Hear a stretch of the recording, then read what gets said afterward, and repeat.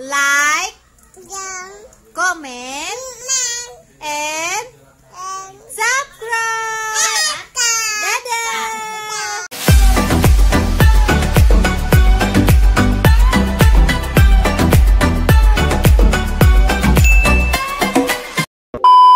Selamat datang semuanya. Terima kasih udah datang di pertemuan kita hari ini. Selamat pagi ibu-ibu. Apa kabar semuanya ibu-ibu? Baik. Oke Bu, kita akan mempelajari hari ini. Kita akan belajar tentang kesakitan pada anak dan kebersihan lingkungan. Kemudian sebelum kita masuk ke pembelajaran ini, saya mau nanya. Pertemuan kemarin kita membahas tentang apa ibu-ibu? ASI eksklusif. Iya bagus, pintar ibunya. ASI eksklusif. Apa lagi? Tentang apa satunya? Gizi untuk ibu hamil. Gizi untuk ibu hamil. Ya ibu-ibu sudah dipraktekkan ya di rumah ya? Sudah. Iya bagus, alhamdulillah. Nah, sebelum masuk ke pelajaran tentang kesakitan pada anak dan kebersihan lingkungan, saya mau tanya lagi Ibu. Apa penyakit yang pernah dialami oleh anak-anak Ibu? Penyakit apa aja? Diare. Diare, apa lagi? Batuk pilek. Batuk pilek, terus Cacingan. cacingan. Apa lagi Bu? Demam. Demam, ya itu ya yang sering terjadi pada anak kita kan ya. Nah hari ini kita akan mempelajari itu semua Bu. Jadi kita tahu bagaimana cara penanganan diare, bagaimana cara penanganan untuk cacingan, kemudian bagaimana kalau anak kita kena malaria, begitu ya. Nah Ibu, makasih udah jawab pertanyaan saya. Kemudian sekarang kita akan mempelajari tentang penyakit diare. Nah, sebelum itu saya akan memberitahukan Bu, kesakitan pada anak seperti diare, kecacingan, malaria itu dapat dicegah dengan cara kita harus mencuci tangan pakai sabun. Kemudian buang air besar harus di jamban sehat. Tahu ya jamban ya? WC kalau kita. Kemudian buang sampah pada tempatnya dan menggunakan kita tuh harus menggunakan air yang bersih. Gitu. Kemudian kalau itu sudah kita jalani, maka anak kita akan tumbuh sehat dan cerdas. Begitu. Tidak sering penyakitan gitu ya. Kemudian sekarang sebelum saya menjelaskan tentang diare, mari kita nonton film diare dulu ya. Oh, berupa air saja. Itu benar, Bu? Benar. Apalagi kalau terjadi lebih dari 3 kali dalam sehari. Oh, berarti diare itu bahaya ya, Bu?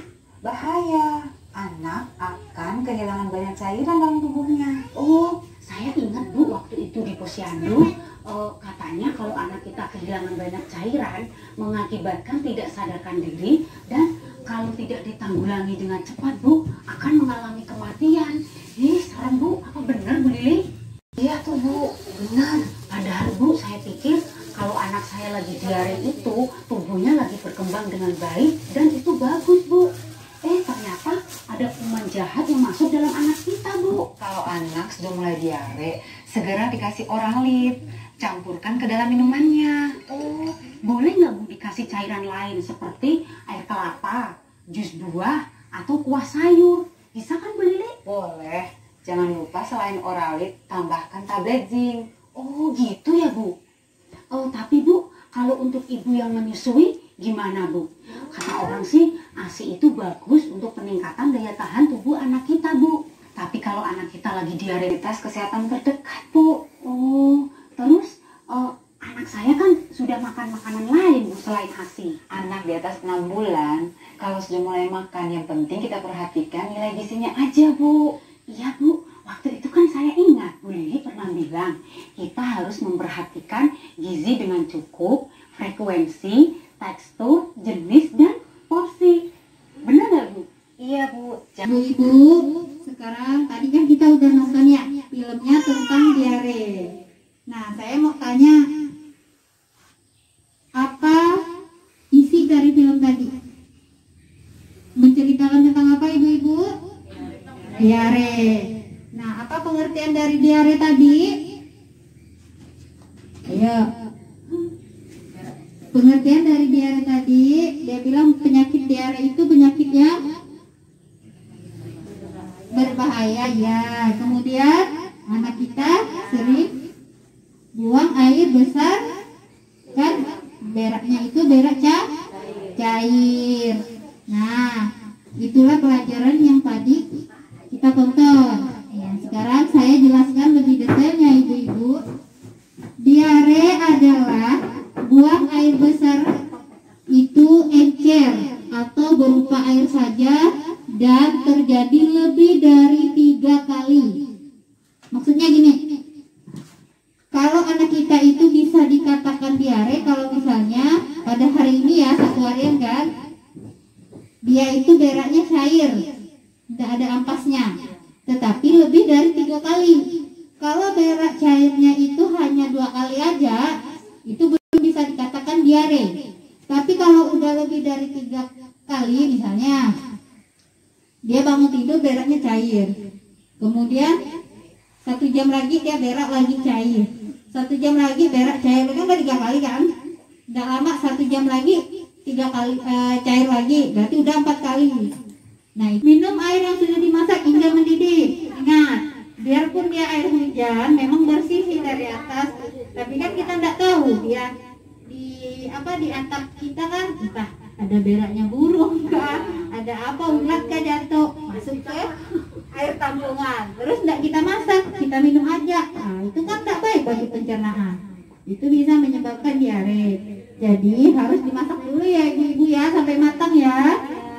Oke, kemudian menjaga kebersihan diri dan lingkungan. Nah, menjaga kebersihan diri ini yaitu dengan cara tadi, sebelum melakukan dan sesudah melakukan sesuatu kita harus mencuci tangan. Apalagi sekarang ada wabah corona kan ya. Nah, kita harus rajin-rajin mencuci tangan untuk mencegahnya. Dan jangan lupa juga pakai masker ya Bu kalau mau keluar ke keramaian. Ya, sudah pada tahu semua cara mencuci tangan ibu-ibu? Tahu. Gimana caranya? Ya, iya. Habis itu begini ya. Saya mau 1 orang maju cara mencuci tangan. Ayo. Ada sana Bu, biar temannya melihat. Begini cara mencuci tangan yang baik dan benar ya. Pastinya menggunakan sabun dan air yang mengalir. Bagaimana Bu Ketua? Silakan. Pertama telapak tangan. Ya, Habis itu punggungnya. Ya. Jari-jari. Ya, jari-jari. Sela jari. Kuku. Oh, jempol dulu. Jempol. Kemudian di kukunya. Setelah itu dibelah sampai ke pergelangan tangan. Nah, seperti itu ya Ibu. Kan udah dijelaskan semuanya kan, penyakit diare, malaria, cacingan, terus kemudian menjaga lingkungan yang bersih, jamban yang sehat. Nah, sebelum saya tutup, saya mau 1 orang untuk membacakan tentang pesan untuk menjaga kesehatan. Siapa yang mau baca ke depan biar kita semua tahu? Oh, Ibu Nelia. Ya, silakan Ibu dibaca.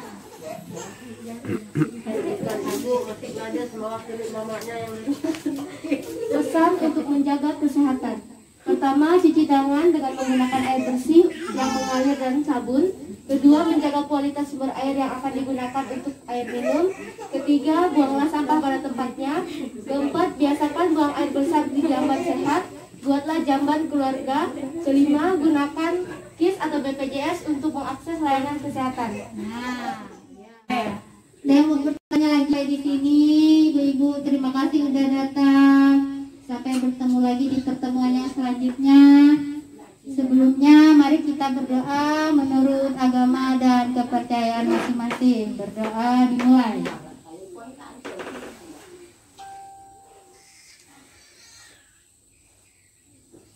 Berdoa selesai. Selamat siang semuanya ibu-ibu.